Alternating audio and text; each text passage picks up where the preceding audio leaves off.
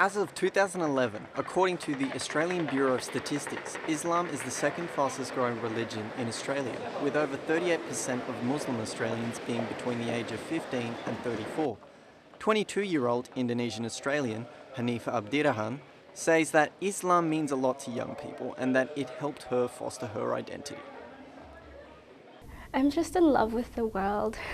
You know, the blue skies, the person I'm in love with, you know, the way they look at me, the kind of focus that I can just plunge into when I'm passionate about what I'm reading.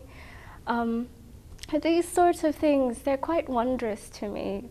I guess it's sort of cliche, but you know, I think God is much more than an accountant, the way that a lot of organized religion portrays God as. You know, I quite like to think of him as the undercurrent that runs through all of us.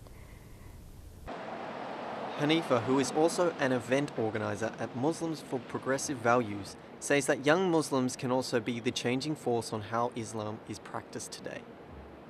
The younger generation, whether we like it or not, we do have the advantage because we've grown up in in the world's changes. You know, we've grown up with these developments, and we don't have to learn them the way that older generations do. Young people have to have the courage, essentially, to pick up the reins and say, well, that's not what my Islam is about. That's something that Patrick McInerney says Youth Power is trying to do with young people and their different faiths. Religion is very important to them because I think this is one of the few opportunities that they would have to come together as people of different faiths. In the workplace, of course, they might not talk about their faith or express their faith in any overt sort of way because it's a secular society. And of course, when they go to the mosque or the temple or the synagogue, it's within their own communities that they're expressing their faith. But this is one opportunity in their lives when they can come together as people of different faiths to listen to one another, to get to know each other a little bit, to understand their different faiths, to recognize how many things they have in common, what values they share, and of course, to respect the differences. He also says that for young Muslims, it can be quite difficult to practice their faith within today's socio-political climate. But it is wearying for them, you know. It's been going on for so many years that they're understandably tired and wonder how long this will continue. So I think it's very important that we support them at this time. And I think Youth Power is a wonderful opportunity for doing that because they can come together and have a sense of belonging, a sense of participation, and they have a voice and a vote along with everybody else.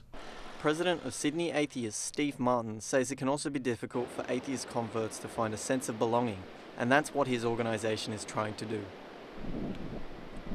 And Sydney Atheists is an organisation that hopes to affect society, to help people escape religion, but it hopes to be a resource for people that are on their way out of religion. And it's also a sanctuary for people that have escaped religion. They often have come from a religious area and all their friends are religious. And it's been a very lonely and difficult trip for them. So they get a great deal of solace in finding that there are people, like-minded people, and that they can share their thoughts and opinions with them.